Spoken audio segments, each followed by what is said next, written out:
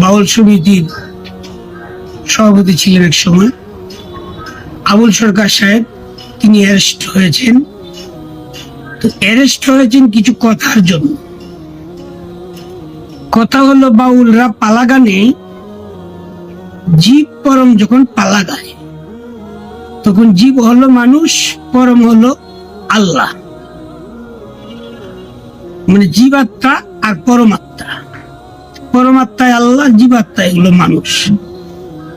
তো উকিলের মতো জেরা করে হাদিস কুরআন এজমা দিয়া, খেয়াস দিয়া এবং নিজের যুক্তিগত উপস্থিত জ্ঞান দিয়া যে যারা যত ছোট করতে পারে।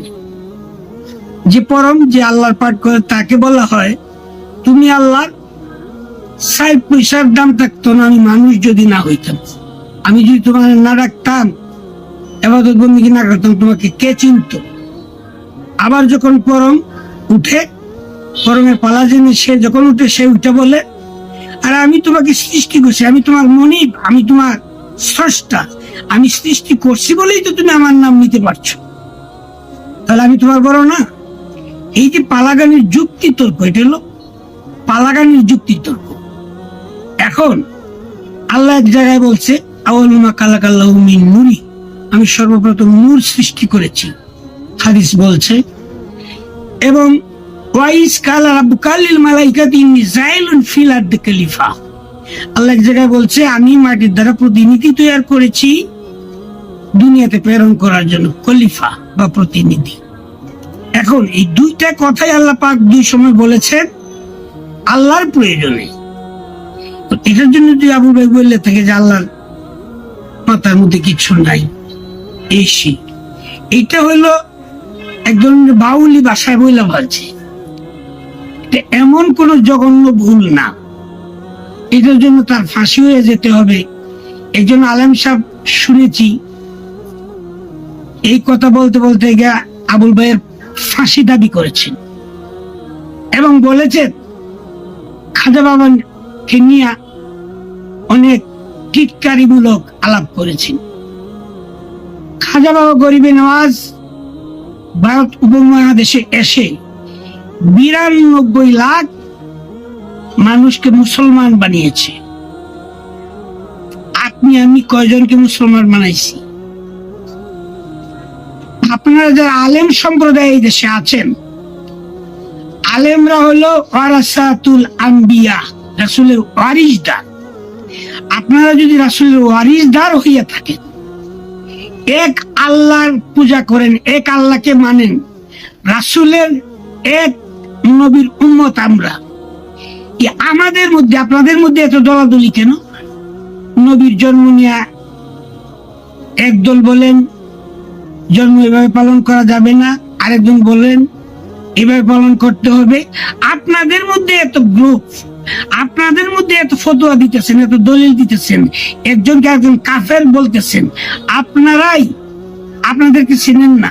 একটি মুসলমান আল্লাহর দেওয়া সম্পর্কে, একটি মুসলমান আর একটি মুসলমানের ভাই, ভাই হয়ে আপনারা ভাইকে চিনেন না।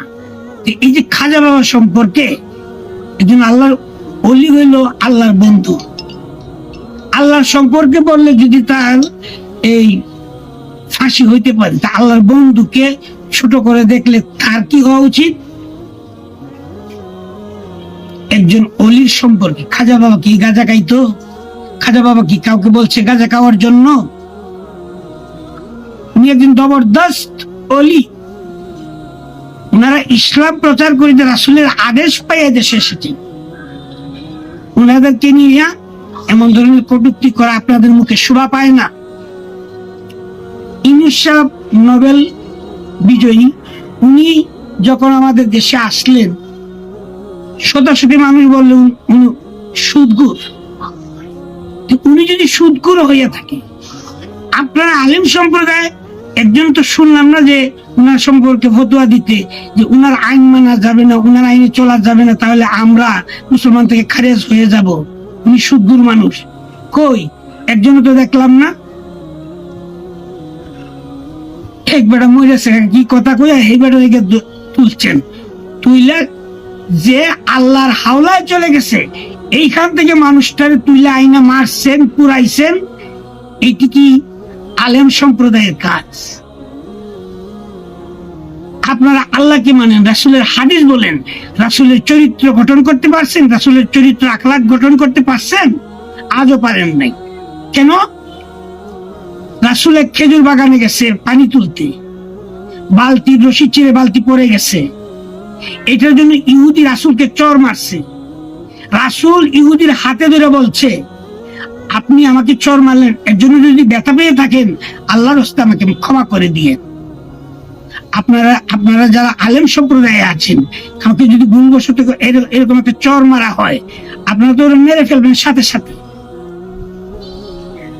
দয়াল নবীকে অনেকেই সালাম আলী আগে দেওয়ার জন্য খুব চেষ্টা করছে, কিন্তু কোনদিন দয়াল নবীকে আগে কেউ সালাম আলী দিতে পারে নাই। নবী বাচ্চাদেরকে দেখেও আগে সালাম আলী দিতেন।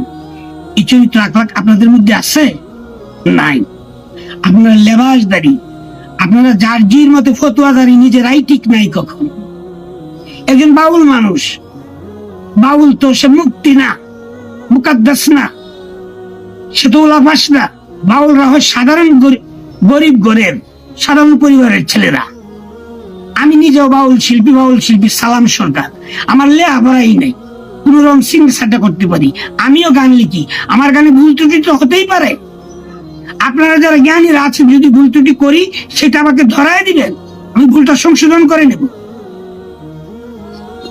একটু ভুলের জন্য তাকে ফাঁসি দিতে হবে, তাকে জেলে ঢুকায় রাখতে হবে, এই কি আপনাদের আইন? দয়া, ধৈর্য, ক্ষমা আপনাদের মধ্যে নাই কেন? এগুলি তো রাসূলের আদর্শ, এগুলি তো আপনাদের মধ্যে থাকার কথা। আপনাদের মধ্যে তো রাগ থাকার কথা না। রাসূলকে মানেন, রাসূলের চরিত্র আখলাক গঠন করতে পারেন না, তাহলে রাসূলকে কি ভালোবাসেন? নবীকে ভালোবাসলে নবীর মতো চরিত্র আখলাক আগে গঠন করেন। আবুল ভাই পিরালি করে, আবুল ভাইয়ের কিছু ভুল আছে। কি?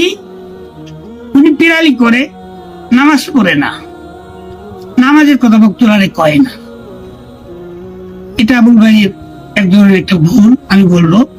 কারণ আমরা যাই এক দুই একটা নামাজ পড়ি, না পড়লেও যেন জিজ্ঞাসা করলে না করতে পারি না, নামাজ পড়ি না, পড়ি। কারণ এটা আমাদের উপরে ফরজ, আর আল্লাহ পাক সর্বপ্রথমেই হিসাব নিবে এই জিনিসের। আমার মনে হয় আপনারা যারা আছেন, আমরা বাউল শিল্পী যারা সাধারণ পরিবার থেকে হই, সাধারণ জ্ঞানী থাকি, লেখাপড়া সাধারণ করে, আপনারা ধরো মুক্তি মুকাদ্দাস হয়ে যদি আপনাদের মধ্যে এরকম থাকতে পারে, যারা লেখাপড়া করে নাই তাদের মধ্যে ভুল থাকতে পারে না, বইলা সংশোধন করে দিবেন। তাদের ফাঁসির আশা করবেন কেন? খাজা বাবাকে বিটকায় কথা বলবেন কেন? এটা তো ঠিক না। আপনারা জ্ঞান দিবেন আমাদেরকে। 1,24,000 পয়গাম্বর, 313 জন নবী, একজনও তো কোনো কলেজ স্কুল মাদ্রাসায় লেখাপড়া করেন নাই, আল্লাহ প্রদত্ত জ্ঞানে তারা জ্ঞানী হয়েছে। আমরাও যারা মূর্খ, শুধু সিগনেচারটা করতে পারি, আমরাও আশা করি আল্লাহ প্রদত্ত জ্ঞানে আমরা চলি এবং আল্লাহ রাসূলের প্রতি আমরা তাওয়াক্কুল রাখি। আল্লাহ রাসূল যে জ্ঞান দিয়েছে সেই জ্ঞান অনুসারে আমরা চলি।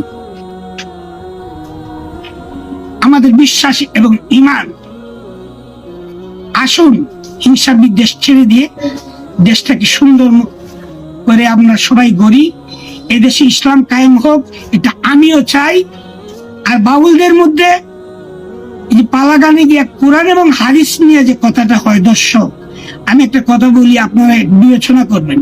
মূলত তো বাউলদেরকে নেওয়া হয় গানের জন্য, গানের জন্য নেওয়া হয়, গান গান, কোরআন হাদিস নিয়ে তো তর্কাতর্কি করার দরকারটা কি? বরং গান চাইতে বেশি হবে। আর কোরআন হাদিস সম্পর্কে বুঝতে চাইলে আলেমদেরকে নিবেন, ওয়াজ পড়াইবেন। বাউলরা যেন কোরআন হাদিস সম্পর্কে অনেকেই নাপাক অবস্থায় গিয়া এই বেলা ছেলে উঠে পড়ছে, আবার আয়াত কইতেছে, সূরা কইতেছে। আমার মনে হয় বাউলরা কোরআন হাদিস সম্পর্কে কথা না বলে গান গাইতে গেছে, গান গাই আইসে পড়বে, আল্লাহ রাসূলের শান গাইবে, ওলি আল্লাহর শান গাইবে। আমরা তো আর এই এই গান গাই না, তালা কুল্লা দে, তালা কুল্লা দে, এই যে এক ধরনের মহিলারা বাইরেছে। আপনারা এইসব দেখেন মোবাইলের ভিতরে, এত অশ্লীল ছবি, কত জাতের টিকটকের ছবি, এইগুলি যে আপনারা আমার ছেলেমেয়েরা দেখতেছে, এতে দেশের ছেলে মেয়েদের জীবন নষ্ট হইতেছে না? এইগুলি দেখেন না কেন? ঘরে ঘরে যে টিভির চ্যানেলে কত নানান জাতের ছবি দেখা হইতেছে, এগুলির প্রতি আপনারা দৃষ্টি দেন না কেন? আমরা ভাইছেন বাউলে দুইটা কথা কয়েছে, এটা মহাভারত শুদ্ধ হয়ে গেছে না। না, এসব করবেন না।